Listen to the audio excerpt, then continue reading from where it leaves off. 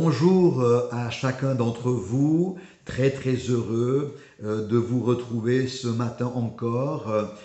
C'est notre rendez-vous Un mot pour aujourd'hui et de tout mon cœur, je veux croire que le Seigneur a une parole, un mot qui vous est adressé et qui va vous apporter un encouragement en réponse certainement à des questionnements et à des besoins qui vous sont personnels. C'est donc toujours dans le premier livre des rois et au chapitre 19 que nous allons porter nos regards. C'est une séquence de la vie du prophète Élie. Il est sur le sommet du Carmel où il lance un défi à plusieurs centaines de faux prophètes, et sur le sommet de cette montagne, la gloire de Dieu va se manifester.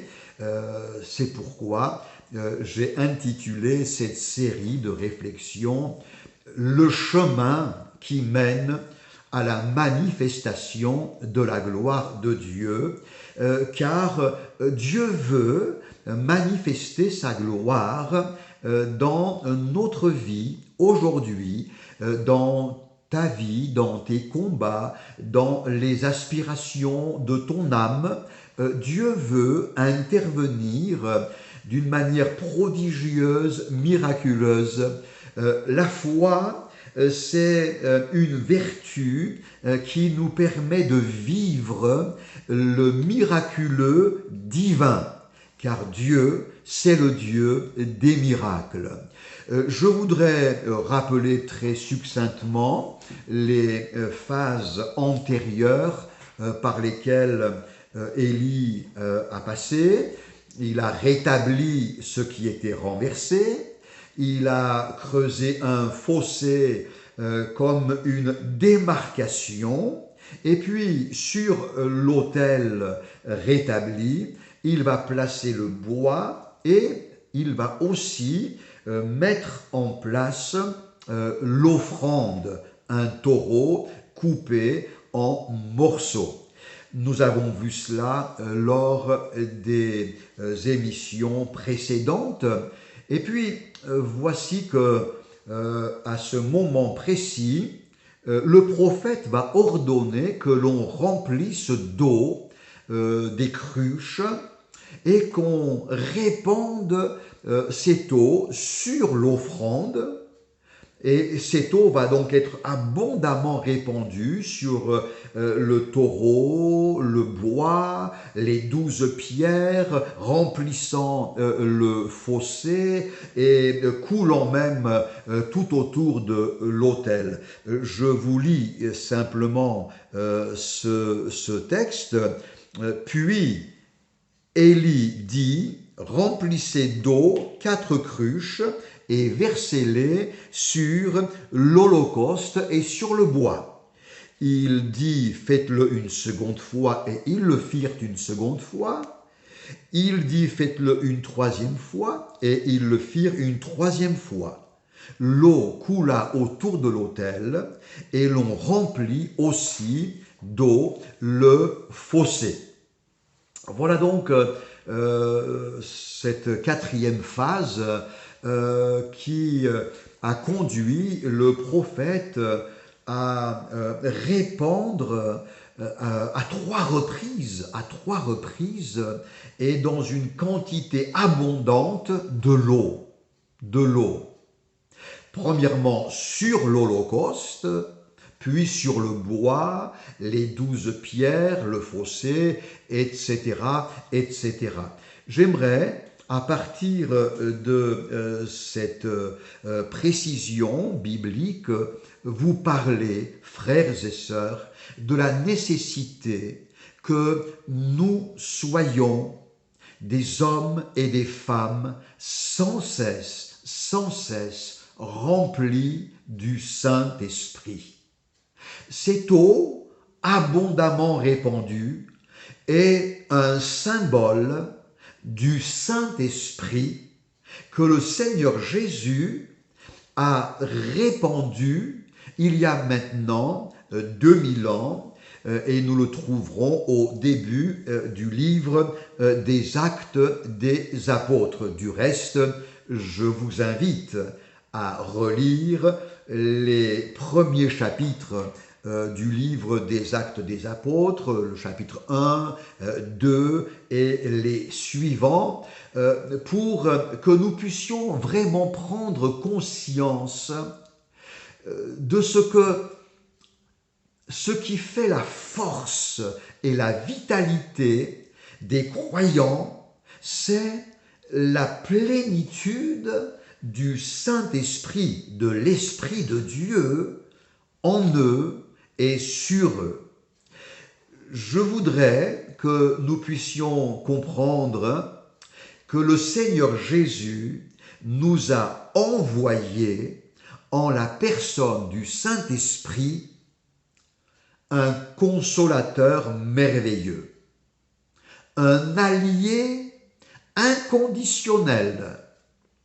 L'Esprit de Dieu nous a été envoyé non pas pour être contre nous, mais pour être avec nous, pour nous aider, nous soutenir, nous équiper, nous assister, nous donner des capacités divines, afin que nous puissions triompher de toutes les circonstances qui s'insurgeront sur notre chemin.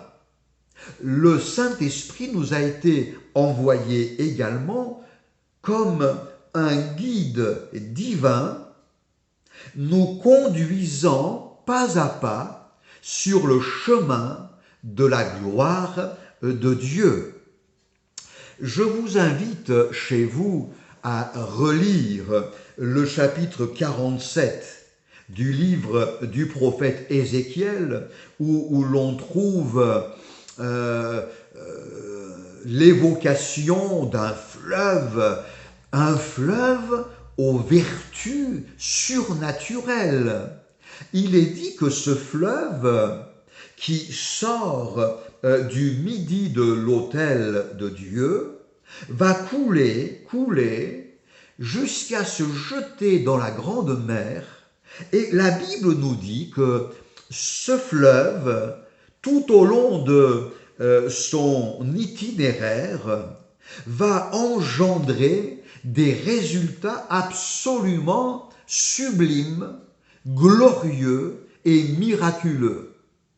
Partout où l'eau du fleuve rencontrera des eaux mortes et croupies, il apportera la vie.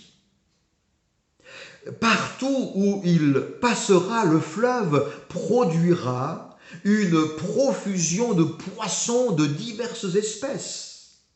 Et sur ces deux rives vont croître en abondance toutes sortes d'arbres fruitiers dont les feuilles vont servir de remède et les fruits de nourriture. Relisez ce chapitre absolument merveilleux qui nous parle du rôle essentiel de l'Esprit de Dieu dans la vie du chrétien. Un chrétien privé de la vie abondante du Saint-Esprit s'étiolerait, s'assécherait, s'appauvrirait et s'affaiblirait. Mais si tu es renouvelé dans l'onction du Saint-Esprit chaque jour, alors réjouis-toi, tu es sur le chemin qui mène à la manifestation de la gloire de Dieu. Je termine ce partage biblique en mentionnant cette référence biblique de l'apôtre Paul qui écrit aux Éphésiens au chapitre 5 et au verset 18 en ces termes: « Soyez remplis du Saint-Esprit ». C'est un impératif, c'est un vœu intense, C'est une prière qu'il formule à Dieu parce que cet homme de Dieu mesure l'importance pour chaque chrétien d'être renouvelé au quotidien dans la plénitude du Saint-Esprit. On pourrait traduire ce verset « Soyez remplis du Saint-Esprit » de la manière suivante. Soyez toujours en train d'être remplis du Saint-Esprit. Ce qui nous permet de comprendre qu'il y a là une expérience de continuité, de constance et de permanence. Oui, oui, ton Dieu, mon frère, ma sœur, veut abreuver ton âme et rafraîchir ta foi d'une manière constante, renouvelée, permanente et abondante. Qu'il en soit ainsi pour chacun d'entre nous. Que Dieu vous bénisse. À bientôt.